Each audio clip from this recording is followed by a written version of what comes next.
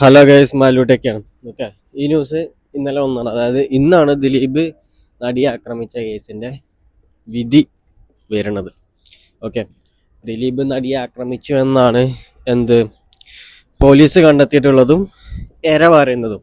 Okay, നടി പറയുന്നതും. ഇത് 2017 നടന്ന കേസാണ്. 2017 to 2025 എന്ന് പറയുന്നത് 8 കൊല്ലത്തോളമായിട്ട് നടി നീതിക്ക് വേണ്ടി അലഞ്ഞുകൊണ്ടിരിക്കുകയാണ്. ഇതുവരെ ഇതും നടിക്ക് അനുകൂലമായിട്ടുള്ള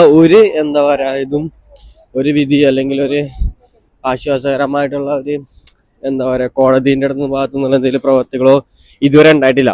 അറിയാലോ, ദിലീപ് കേസിൽ 8ാം പ്രതിയാണ്. മൊത്തം 10 പേരാണ് ഇപ്പൊ പ്രതി പട്ടികയിലുള്ളത്. അവർക്കൊക്കെ എന്ത് ശിക്ഷ കൊടുക്കുന്നുള്ളതെന്ന് അറിയാം.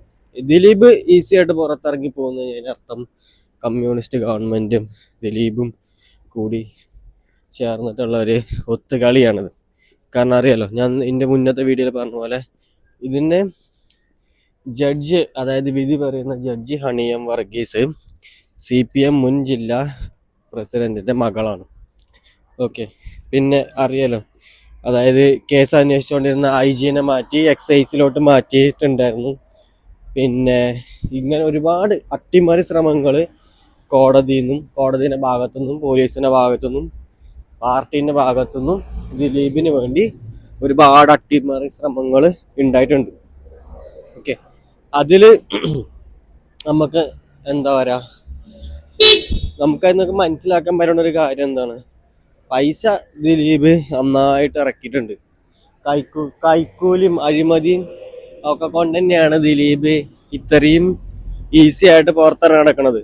ഓക്കെ, 2017 ഒരു 84-90 ദിവസം ജയിലിൽ കടന്നു. അതിനുശേഷം ആള് പുറത്തിറങ്ങി. ആള് പിന്നെ ഫിലിമിന് അഭിനയിക്കാൻ പോകുന്നു, കല്യാണത്തിന് പോകുന്നു, അങ്ങനെ ഒരുപാട് കാര്യങ്ങൾക്ക് ആള് നടക്കുന്നുണ്ട്. ഞാൻ തെറ്റ് ചെയ്തിട്ടില്ല എന്നുള്ളതിന്റെ പേര്.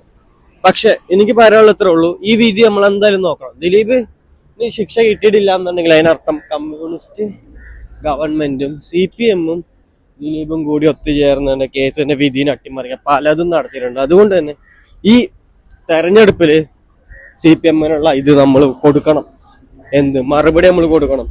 ഒരു ദിലീപ് എന്ന് പറയുന്നൊരു